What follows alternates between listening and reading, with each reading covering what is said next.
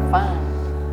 Bonjour Nadine Barbançon, on est à la MC2, vous exposez en ce moment votre travail, de se réunir là devant cette photo qui est un peu emblématique de l'expo Les petites combines de la vie. Ça va nous donner l'occasion de parler en particulier d'un visage. Donc celui-ci, Nadine Barbançon, c'est le visage de qui? C'est le visage de Séraphin. Souvent on connaît Séraphine comme prénom, mais on connaît rarement Séraphin. Séraphin, il a 101 ans aujourd'hui, il avait là 99. Et c'est un personnage totalement incroyable qui vit seul chez lui. Et un jour, il me demandait mais Nadine, qu'est-ce que vous faites tout ce temps-là avec moi? Qu'est-ce que vous faites avec moi? Et je lui dis, mais Séraphin, vous me faites gagner du temps, parce que moi, quand je passe du temps avec vous, j'apprends à comment on fait pour bien vieillir. En fait, c'est un personnage assez incroyable. Donc, qui sont ces vieux que vous mettez à l'image dans cette exposition? Ce sont des personnes qui vivent donc chacun chez eux à domicile, que j'ai rencontrées grâce à une structure locale qui s'appelle l'ADMR, l'Association d'aide à domicile en milieu rural, qui s'occupe notamment des personnes très âgées qui continuent à vivre chez eux et qui m'ont mis en lien avec eux et leur famille évidemment.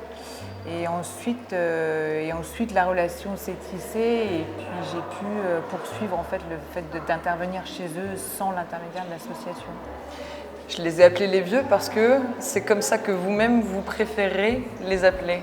Ben non, parce que dans le mot vieux, il y a le mot vie, alors c'est un prétexte, un jeu de mots. Mais c'est pour ça, d'accord, moi j'avais pas... Non, mais finalement c'est ce que je finis par dire parce que les mots sont importants.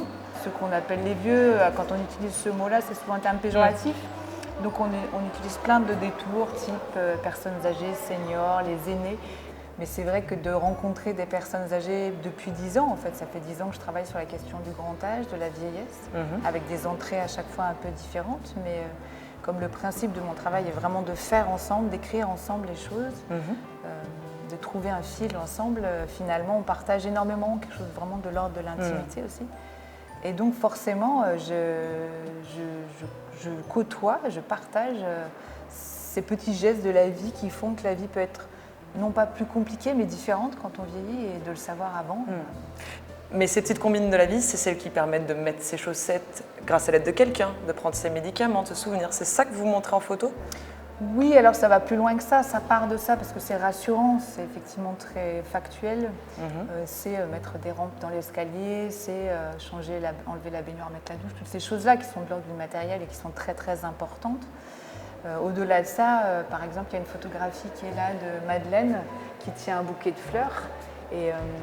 Et Madeleine m'avait dit un jour, moi je ne pourrais plus vivre à la maison, et voire même je ne pourrais plus vivre si Faustin n'était plus avec moi.